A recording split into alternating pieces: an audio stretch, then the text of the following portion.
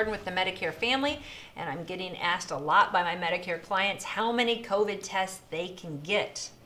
And as this pandemic draws on, people don't want to get hit with a surprise bill. I was looking today for COVID tests, and one place said that the copay was going to be $135. Another place said it was going to be over $1,000. And of course, you hear nightmare stories all over on the internet. So Medicare will pay for an unlimited amount of antigen tests right now, and right now it's November 1st, 2020.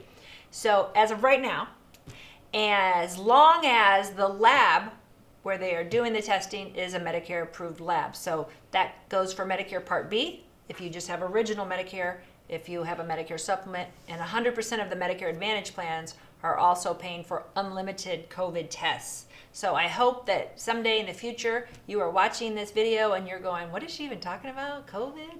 But for those of us that are watching it now, unfortunately, you might have to have several tests.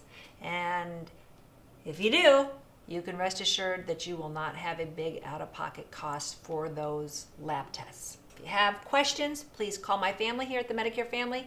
You can ask us in the comments below. If you haven't subscribed, please consider subscribing. And thanks for watching.